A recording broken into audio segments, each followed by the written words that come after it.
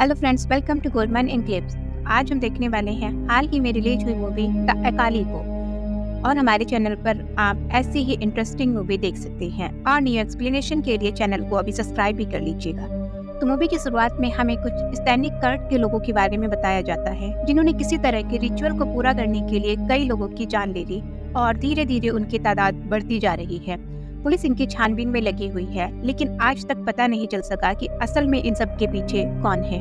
इसके बाद हम हमजा नाम के एक पुलिस ऑफिसर को देखते हैं, जो कि एक महल के अंदर आया होता है, क्योंकि उसे जानकारी मिली थी कि यहाँ उन कर्ट के मेंबर्स का एक ग्रुप रहता है। उन्हें पकड़ने के लिए हमजा यहाँ पर आया था, लेकिन उसे वहाँ पर कोई खास चीज नहीं मिलती। और अब मूवी प्रेजेंट में यानी कि करीब 6 साल के बाद का सीन दिखाती है, जहाँ पर हम सौम्या नाम की पुलिस ऑफिसर को देखते हैं। दरअसल 6 साल पहले हमजा ने कर्ट वाला वो केस सॉल्व कर दिया था और अपराधियों को सजा भी दिलवा दी थी, लेकिन आज 6 साल के बाद फिर से इस तरह का केस सामने आया है, जहां रिचुअल करने के लिए लोगों की हत्याएं की जा रही होती हैं। इसीलिए अब इस केस को सॉल्व करने की जिम्मेदारी सौम्या को दी गई है। इस केस के बारे में जानकारी इकट्ठा करने के लिए सौम्या ने हमजा को पुलिस स्टेशन बुलाया होता है, जो इस समय वैसे तो रिटायर हो चुका है, बट सौम्या छोटी से छोटी डिटेल को यूज करना चाहती है, ताकि जान पाए कि आखिर 6 साल पहले के केस में क्या हुआ था। हो सकता है कि इससे उसको कोई जानकारी मिल जाए और सौम्या को अभी वाला केस सॉल्व करना है, जिस पर हमजा उसे सारी डिटेल बताने के लिए मान भी जाता है। अब हमजा अपने केस के बारे में बताना शुरू करता है। वो कहता है कि 6 साल पहले हमें कई जगह से लोगों के सब मिलने की खबरें आई थी। सभी को लगा कि ये किसी सीरियल किलर का काम होगा, लेकिन चार्ल्स नाम के एक रिपोर्टर को इस केस में एक चौंकाने वाली जानकारी का पता चला। उसने काफी गहराइयों में जाकर इस मामले की जांच की, जिससे उसे पता चला कि ये सारी चीजें किसी रिचुअल से जुड़ी हुई हैं। अब हमें 6 साल पहले का सीन दिखाया जाता है, जहां चार्ल्स एक पुलिस ऑफिसर को आकर अपनी रिपोर्ट बता रहा होता है कि मेरे ख्याल से इन सब हत्या के पीछे जेनी नाम की एक लड़की का हाथ है। मैंने उसकी फेसबुक प्रोफाइल चेक की थी। वो अजीब रिचुअल्स वगैरह की पोस्ट अपनी फेसबुक पर अपलोड करती थी, और जिन लोगों की हत्या हुई है उनमें से ज्यादातर लोग जेनी की फ्रेंड लिस्ट में हैं। लेकिन पुलिस ऑफिसर को उसकी बात पर विश्वास नहीं होता कि यह हत्या वगैरह रिचुअल से जुड़ी हुई है। तो दूसरी ओर अनीता नाम की एक लड़की के घर पर उसके माता पिता काफी ज्यादा परेशान हो जाते हैं, क्योंकि अनीता का व्यवहार कुछ दिनों से काफी बदल गया था। कभी कभी तो उसकी हरकतों को देखकर ऐसा लगता है कि मानो वो किसी पोजीशन में हो। वो बिना देखे सभी पर अटैक कर देती है, चाहे वो कोई भी क्यों ना हो। और इन सब के बारे में हमजा को भी पता चल गया था। साथ ही उसको ये भी खबर मिली थी कि कुछ अजीब तरह के कपड़े पहनकर लोग अनीता के घर के आसपास देखे गए हैं, और यही जानकारी निकालने के लिए हमजा अनीता के घर के लिए निकल जाता है। लेकिन उसके वहां आने से पहले ही वो अजीब कपड़े पहने लोग, जो कि असल में उस कर्ट के मेंबर थे, वो अनीता के घर में घुस आते हैं और उसे वहां से ले जाने की पूरी कोशिश करते हैं। लेकिन इससे पहले कि अनीता को वो लोग वहां से ले जा पाते, हमजा वहां पर पहुंच जाता है और अपने साथियों के साथ उस कर्ट मेंबर पर टूट पड़ता है। और कर्ट के मेंबर्स जब देखते हैं कि वो पुलिस वालों के सामने टिक नहीं पा रहे हैं, तो वो खुद ही अपनी जान दे देते हैं, ताकि पुलिस वाले उन्हें कभी पकड़ ही ना पाए और उनके पीछे कौन है उसका कभी पता भी ना चल पाए। लगता है कि इस कर्ट के मेंबर काफी वफादार लोग हैं, और साथ ही इन कर्ट वालों से हाथापाई करने में हमजा और बाकी पुलिस वाले भी घायल हो जाते हैं, लेकिन उन्होंने कैसे भी करके अनीता को बचा लिया था। अब वहाँ पर हमजा का सीनियर ऑफिसर प्रसाद आता है, जहाँ उसे उन कर्ट मेंबर्स की गाड़ी में कई सारे इंसान की खोपड़ी दिखाई देती है। तब हमजा कहता है कि आपको यह सब अजीब नहीं लग रहा? मेरा मतलब है, क्या सच में ये लोग सितन की पूजा करते हैं और काला जादू वगैरह को मानते हैं? क्योंकि इनकी हरकतों से तो मुझे ऐसा नहीं लग रहा। लेकिन प्रसाद कहता है कि यह सब एक नाटक है। इन लोगों ने काले जादू के पीछे कोई बड़ा कांड छुपाया हुआ है। जल्दी उसका पता लगाओ ताकि हम केस को सॉल्व कर पाए। और अब प्रेजेंट टाइम में हमजा सौम्या को बताता है कि मुझे तो अनीता का मामला देखकर भी काले जादू वगैरह पर इतना यकीन नहीं हुआ था। मुझे लगा था कि शायद उसे कोई बीमारी होगी, लेकिन वही चीज जब मैंने अपनी आंखों से हमारे इस पुलिस डिपार्टमेंट में एक ऑफिसर सैल्वम के साथ होते हुए देखा, तब मुझे यकीन हुआ कि नहीं, सच में यहाँ पर कुछ ना कुछ तो गड़बड़ी चल रही है। क्योंकि एक दिन सैल्वम ने भी अचानक से अजीब हरकतें करना शुरू कर दिया था, और पास में सैल्वम की पत्नी डेविड नाम के ऑफिसर को फोन करके सैल्वम के बारे में बताती है कि वह काफी अजीब हरकतें कर रहा है। इसलिए डेविड और हमजा तुरंत सैल्वम के घर पर जाते हैं। वहां आने के बाद उसे सैल्वम को देखकर लग रहा था कि मानो वो किसी पोजीशन में हो।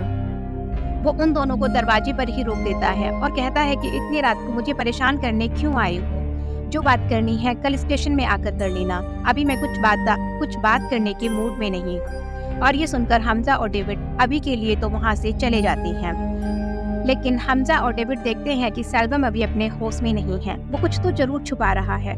इसलिए वो डेविड के साथ पीछे के रास्ते से घर के अंदर जाने का प्लान बनाते हैं। तो वहीं घर के अंदर सेल्वम दोबारा से अजीब हरकतें करना शुरू कर देता है।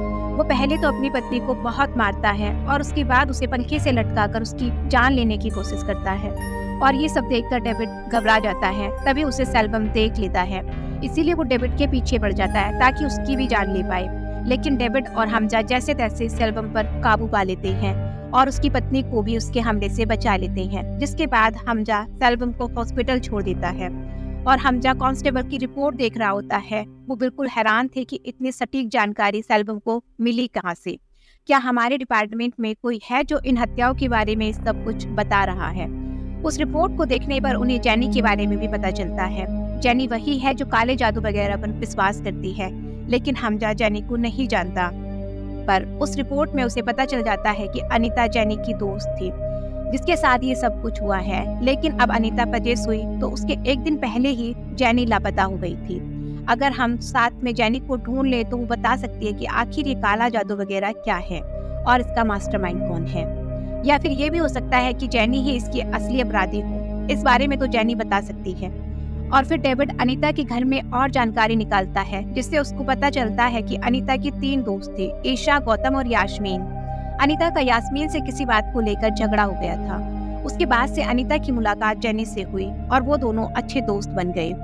तभी हमजा को डॉक्टर फोन करके बताता है कि सेल्वम के अंदर किसी तरह का लिक्विड केमिकल डाला गया है। वो तो लकीली उस केमिकल की डोज कम थी, इसीलिए सेल्वम जल्दी ठीक हो जाएगा, क्योंकि वो ऐसा केमिकल है जिसको लेने के बाद इंसान का खुद पर कंट्रोल ही खत्म हो जाता है। डॉक्टर हमजा को सेल्वम के शरीर के उस हिस्से का फोटो खींचकर भेजता है जिस जगह से उस केमिकल को इंजेक्ट किया गया था। इसीलिए हमजा अनीता के माता पिता से मिलकर उन्हें सेल्वम के अंदर केमिकल इंजेक्ट का वो निशान दिखाता है, जिसको देखकर वो कहते हैं कि बिल्कुल यही निशान अनीता के शरीर पर भी था। और ये सुनकर हमजा समझ जाता है कि जरूर ये काम उन्हीं कल्ट वाले मेंबर्स का होगा जिन्होंने सेल्वम और अनीता के अंदर वो केमिकल इंजेक्ट किया है। और अगले सीन में दिखाया जाता है तो डेविड और हमजा अनीता की पड़ोसी से पूछताछ करते हैं, जिससे उनको पता चलता है कि जेनी को अनीता के सारे दोस्त जानते थे। साथ ही अनीता के दोस्त मिलकर किसी तरह की छानबीन भी कर रही थी, जिसमें उनका साथ विक्की भी दे रहा था। इसीलिए हमजा डेविड को विक्की के साथ भेज देता है ताकि पता लग पाए कि आखिर अनीता के दोस्त किस चीज की छानबीन कर रहे थे। और ईशा, जो कि अनीता के 3 दोस्तों में शामिल है, वो एक जगह पर आता है जहां वो साबिर नाम के बंदे को ढूंढने आया था और इसी साबिर के बारे में अनीता के दोस्त जानकारी निकाल रहे थे। पर तभी साबिर को पता चल जाता है कि कोई उसका पीछा कर रहा है, इसीलिए वो ईशा पर हमला करके उसको पकड़कर बांध देता है। तो वही डेविड और विक्की ईशा को ही ढूंढ रहे होते हैं, क्योंकि ईशा ने उनको यहाँ मिलने के लिए बुलाया था। लेकिन अब ईशा उनको कहीं दिखाई ही नहीं देता, और दिखेगा भी कैसे, क्योंकि साबिर ने उसको बंदी बना लिया है। साबिर अब ईशा से पूछता है कि तुम कौन हो और मेरा पीछा क्यों कर रहे हो। इस पर ईशा कहता है कि अच्छा, मेरे सामने भोले मत बनो, मैं तुम्हारे बारे में सब कुछ जानता हूँ। ईशा साबिर के बारे में क्या जानता है वो हमें आगे पता लगेगा। और दूसरी ओर हमजा डोनाल्ड नाम के फादर के पास आता है, जो अनीता का इलाज किया करते थे। मतलब कि जब भी अनीता आउट ऑफ कंट्रोल हो जाती थी तब डोनाल्ड उसको शांत करवाते। अब उनसे बात करने पर हमजा को काले जादू वगैरह की ताकत के बारे में पता चलता है, क्योंकि डोनाल्ड का भी मानना था कि इन सब चीजों में शैतानी शक्ति का इस्तेमाल किया जाता है और उसी वजह से अनीता पजेश हो गई थी। इधर हमजा और बाकी जेनी को ढूंढने में लगे होते हैं कि तब उन कल्ट मेंबर्स द्वारा एक और इंसान की हत्या कर दी जाती है और इस बार करीब 15 साल के बच्चे को मारा गया था। उसकी भी हत्या करने का तरीका बिल्कुल सेम होता है, क्योंकि सबके आसपास की दीवार पर अजीब सिंबल्स बने होते हैं, जैसा कि हर रिचुअल वाली हत्या के सबके पास होता है। उन सिंबल्स का मतलब समझने के लिए एक एक्सपर्ट को वहाँ पर बुलाया जाता है। वह एक्सपर्ट उन सिंबल्स को अच्छी तरह से देखने के बाद उन्हें बताता है कि इन सिंबल्स का एक ही मतलब है और वह है अकाली, यानी कि सटल का। वो एक्सपर्ट कहता है कि ये कल्ट मेंबर अकाली की पूजा करते हैं और उसी के लिए बलि देते हैं। अब इसके पीछे उनका असली मकसद क्या है, इस बारे में तो मैं नहीं जानता। अब आगे हमजा की मुलाकात जेनी की माँ से होती है। उसको देखकर तो ऐसा लग रहा था कि मानो जेनी की माँ को भी वही केमिकल दिया गया है। वो बिल्कुल अपने होश में नहीं होती। हमजा जब उनसे जैनी के बारे में पूछने की कोशिश करता है तो वो हमजा पर ही हमला कर देती है। वो कहती है कि मुझे पता है तुम यहाँ मुझे मारने के लिए आए हो, लेकिन मैं इतनी आसानी से मरने वाली नहीं हूँ। अपना भला चाहते हो तो तुरंत यहाँ से चले जाओ। पर तभी वहाँ पर एक कांस्टेबल आ जाता है जो सीधे जैनी की माँ के कंधे पर शूट कर देता है, क्योंकि वो हमजा पर हमला कर रहा था। लेकिन हमजा कांस्टेबल से कह देता है कि गन नीचे फेंक दो, अब शूट करने की जरूरत नहीं है। लेकिन कांस्टेबल तो सुनने को तैयार ही नहीं होता और ऐसा लग रहा था कि वो कांस्टेबल हमजा को भी शूट कर देगा। इसीलिए हमजा जबरदस्ती उसको रोकने की कोशिश करता है और इसी हाथापाई में जैनी की माँ गैस सिलेंडर को खोल देती है और हमजा से कहती है कि चले जाओ वरना लेटर दबा दूंगी, सबको जला दूंगी। हमजा समझने की कोशिश करता है लेकिन वो सुनने को तैयार ही नहीं होती। तभी घर के बाहर से एक महिला कांस्टेबल घर में शूट कर देती है और उसकी गोली से वहाँ पर होता है एक बड़ा धमाका, क्योंकि वैसे भी गैस तो वहाँ फैल ही चुकी थी। लेकिन तब तक हमजा घर के बाहर आ चुका था और हमजा को तो लग रहा था कि ये पूरा प्लान इन दोनों कांस्टेबल्स द्वारा बनाया गया था, वो जैनी की मार को मारने का। तभी ये दोनों मेरी बात को नहीं मान रहे थे, मतलब कि लगता है कांस्टेबल भी मिले हुए थे। दूसरी और ईशा खुद को छुड़ाकर साबिर के पीछे पड़ जाता है। तब तक डेविड और हमजा वहाँ पर पहुँच जाते हैं। वो भी साबिर को पकड़ने की कोशिश करते हैं, लेकिन अकेला साबिर तीनों के जंगल से भाग कर चला जाता है। आगे ईशा हमजा को एक वीडियो दिखाता है जिसमें अनीता कह रही थी कि मैंने जैनी का पता लगा लिया है। ये सब बताता है कि कुछ दिन पहले अचानक से अनीता गायब हो गई थी। उस टाइम तो वो बिल्कुल ठीक थी, उसके गायब होने से मैं काफी ज्यादा परेशान हो गया था और इधर उधर उसके बारे में खोजने लगा। मुझे पता था कि जैनी अनीता की अच्छी दोस्त है और वही अनीता को अजीब रिचुअल्स वगैरह के बारे में बता रही थी। तो मैंने एक एक्सपर्ट से उसके बारे में पूछा तो उन्होंने मुझे बताया कि वो रिचुअल्स बहुत खतरनाक हैं। मैंने सोचा कि कहीं अनीता किसी मुसीबत में ना पड़ जाए, तो मैंने लोकल पुलिस स्टेशन में अनीता की वो वीडियो दिखाई, लेकिन कांस्टेबल ने मुझे वहां से डरा धमकाकर भेज दिया। उसने मुझे चेतावनी भी दी कि अनीता की वीडियो किसी को मत बताना। और जब मैं हैरान रह गया कि पुलिस वाले भी इन सब से मिले हुए हैं, इसीलिए मैंने अपने दोस्तों के साथ ही मिलकर अनीता को ढूंढने का प्लान बनाया। पर तभी एक कार वाले ने मुझे टक्कर मार दी और उसकी कार की जानकारी निकालने के बाद हम लोग उस कार के मालिक तक पहुंचे और कार के मालिक से हमको पता चला कि एक रात पहले जब कार वाले ने मुझे टक्कर मारी थी तो उस कार के मालिक को नाके पर लॉरेंस नाम के पुलिस ऑफिसर ने पेपर्स वगैरह चेक करने के लिए रुकवा लिया था। गाड़ी का मालिक जैसे ही गाड़ी से बाहर आया, एक दूसरे आदमी ने मालिक से उसकी कार ले ली और उसे लेकर पुलिस के सामने फरार हो गया। वो तो अच्छा हुआ कि मालिक ने अपने मोबाइल का कैमरा ऑन कर रखा था और गाड़ी में ही छोड़ दिया था। तब हमको पता चला कि वो गाड़ी किसी और ने नहीं बल्कि साबिर ने ही चुराई थी और इसी वजह से मैं साबिर का पीछा कर रहा था, क्योंकि जैसे मैंने अनीता के बारे में जानकारी निकालने की कोशिश की तभी उसने मुझे टक्कर मारी ताकि मैं जानकारी ना निकाल पाऊं। और अब मैं जब कितनी करीब पहुंच चुका था तो वो मेरे जंगल से भाग निकला। ये सारी बात जानकर हमजा भी हैरान हो जाता है। तभी एक और उसके बाकी के दोस्तों को इंस्टाग्राम पर जैनी की तरफ से मैसेज आता है जिसमें वो सभी को एक लोकेशन पर बुला रही होती है। इसीलिए वो तीनों बाकियों के साथ उस लोकेशन पर जाते हैं। वहाँ पर आने के बाद उनको एक लड़की का शव ऊपर लटका हुआ मिलता है और तब उन्हें जख्मी हालत में लॉरेंस दिखाई देता है। दरअसल ये लॉरेंस और साबिर की ही चाल होती है। उन्होंने जैनी के मोबाइल से इन तीनों को मैसेज करके यहाँ पर बुलाया है ताकि उनको मार पाए, लेकिन पुलिस की वजह से उनकी चाल उल्टी पड़ गई। इसीलिए अब यहाँ लॉरेंस नाटक कर रहा था कि साबिर ने मुझ पर हमला कर दिया और यहाँ से भाग निकला।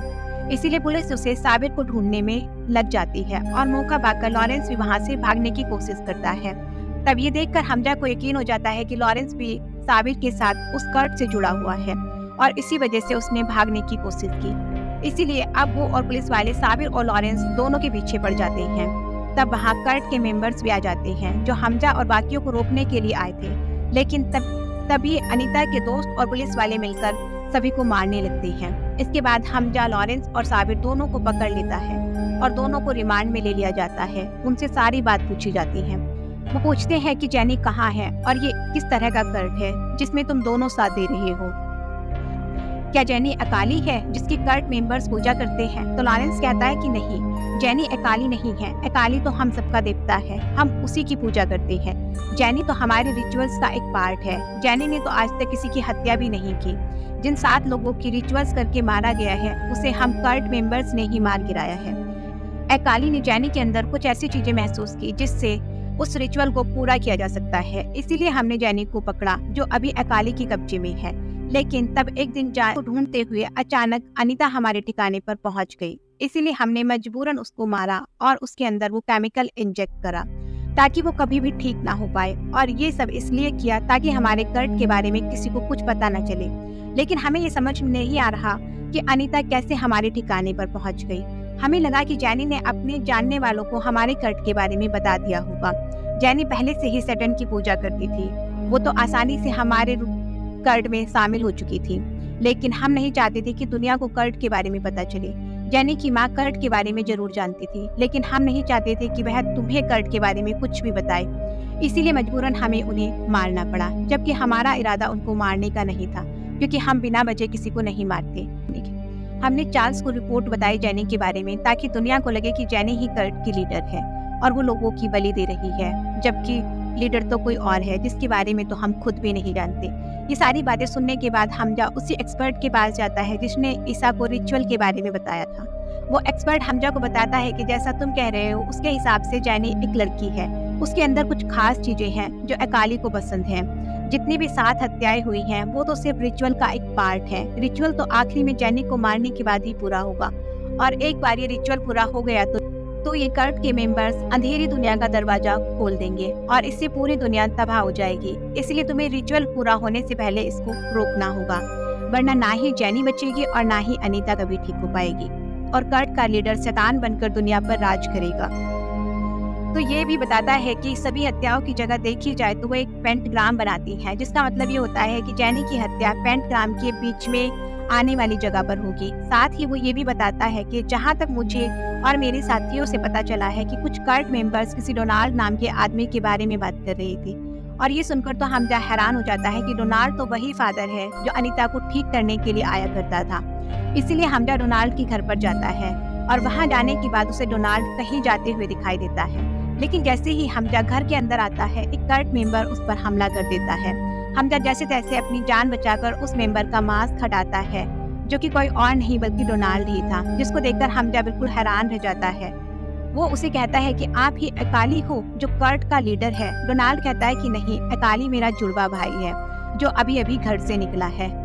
और हमजा को यहाँ पर कुछ समझ नहीं आता कि ये कह क्या रहा है। तब डोनाल्ड बताता है कि आज से 65 साल पहले यानी कि 1950 के टाइम पर मेरी माँ के साथ कुछ बदमाश लोगों ने दुष्कर्म किया। उसी से मैं और मेरा भाई पैदा हुए। हमें जन्म देते ही हमारी माँ मर गई। तब से हम अनाथालय में रहने लगे। यहाँ पर एक परिवार ने हमें अडॉप्ट कर लिया। उस परिवार की माँ तो अच्छी थी, लेकिन पिता अच्छा नहीं था। वो काला जादू वगैरह किया करता था। उसने सेबेस्टियन की बलि देने की कोशिश भी की थी, लेकिन सेबेस्टियन ने खुद को बचाते हुए अपने माता पिता को मार डाला। इसके बाद हमें माइकल नाम के आदमी ने अडॉप्ट कर लिया। वो एक चर्च का फादर था, लेकिन जैसे जैसे सेबेस्टियन बड़ा हुआ उसका लगाव भी काले जादू की तरफ बढ़ने लगा।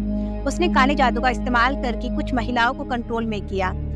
उन्होंने माइकल के घर पर आकर अपनी जान दे दी, जिस वजह से पुलिस वालों ने माइकल को गिरफ्तार कर लिया, ये कहकर कि ये काला जादू करता है और औरतों को अपने कब्जे में करता है। इसके बाद सेबेस्टियन ने एक कल्ट बनाया जिसमें धीरे धीरे काफी लोग जुड़ने लगे और सेबेस्टियन खुद को अकाली बनाना चाहता था, यानी कि सैटल का गुलाम। इसके लिए उसको 8 बलि देने की जरूरत थी। उसने 7 बलि दे दी और आज की रात वो जैनी को मारकर रिचुअल पूरा कर लेगा। मैं तो हमेशा से सेबेस्टियन के खिलाफ हूँ, इसीलिए उसने मुझे इस घर के अंदर कैद करके रखा हुआ है। हमें उसको पूरा करने से कैसे भी उसे रोकना होगा, वरना दुनिया में तबाही आ जाएगी। और वो आगे कहता है कि अनीता को जहाँ मैं कहता हूँ वहाँ लेकर आ जाओ, मैं उसको ठीक कर दूंगा, जिससे वो पोजीशन से बाहर हो जाएगी। और हमजा तब तक तुम जैनी को बचाने जाओ ताकि उसकी बलि ना दे पाए। इस बारे में ये जान जाते हैं। अब डोनाल्ड अनीता को ठीक करने के काम में लग जाता है, तो वही हमजा सेबेस्टियन को रोकने के लिए चला जाता है और कल्ट मेंबर्स अनीता और उसके दोस्तों पर हमला करके उन्हें मारने की कोशिश करते हैं। लेकिन तभी वहाँ पर सेल्वम सही टाइम पर पहुँच जाता है, जो कि अब बिल्कुल ठीक हो चुका है, और वह सभी मिलकर कल्ट मेंबर्स की जमकर धुलाई करते हैं और एक एक करके उनको मार गिराने में भी सफल हो जाते हैं। इधर हम सेबेस्टियन को देखते हैं, जो कि जैनी को ले जाने वाला था, लेकिन इससे पहले कि उसे मार पाता, हमजा वहाँ पर पहुंचकर उससे लड़ना शुरू कर देता है और काफी देर तक चलने वाली इस लड़ाई में हमजा की जीत हो जाती है और वो सेबेस्टियन को मार देता है, जिससे जैनी की जान बच जाती है और साथ ही अनीता भी ठीक हो चुकी थी। लेकिन ठीक होने के बाद वो बेहोश हो जाती है, जिसे अच्छे से रिकवर होने में काफी टाइम लगता। और अब प्रेजेंट टाइम पर सोम्या हमजा से कहती है कि देखो, मैंने पूरा केस सुना है, तो जैनी निर्दोष है और बाकियों को जेल हो गई जिन्होंने अपराध किया था। अगर सारे लोग पकड़े जा चुके हैं तो अब ये हत्याएं कौन कर रहा है? वो भी सेम उसी पेंटोग्राम की शेप के हिसाब से। क्या सच में सेबेस्टियन कल्ट का लीडर है या कोई और लीडर है जो सेबेस्टियन को मोहरा बनाकर आज भी उस कल्ट को चला रहा है, और कहीं वही लोगों की हत्या तो नहीं कर रहे हैं? तभी सुनकर हम जब हैरान हो जाता है कि सौम्या की बात बिल्कुल सही है। इसके बाद हमें 1950 का समय दिखाया जाता है और उस समय में भी हम उस कल्ट के मेंबर को देख पाते हैं। डोनाल्ड के हिसाब से उसका और सेबेस्टियन का जन्म 1950 में हुआ था, तो वो जन्म लेने के साथ ही लीडर थोड़ी बन गया होगा। इसका मतलब साफ है कि लीडर कोई और है जो अभी तक उस कल्ट को चला रहा है। और इसी एंडिंग के साथ ये मूवी यहीं पर खत्म हो जाती है। अगर आपको वीडियो और मेरी एक्सप्लेनेशन अच्छी लगी हो तो वीडियो को लाइक करें और हमारे चैनल को सब्सक्राइब करें। And finally thanks for watching.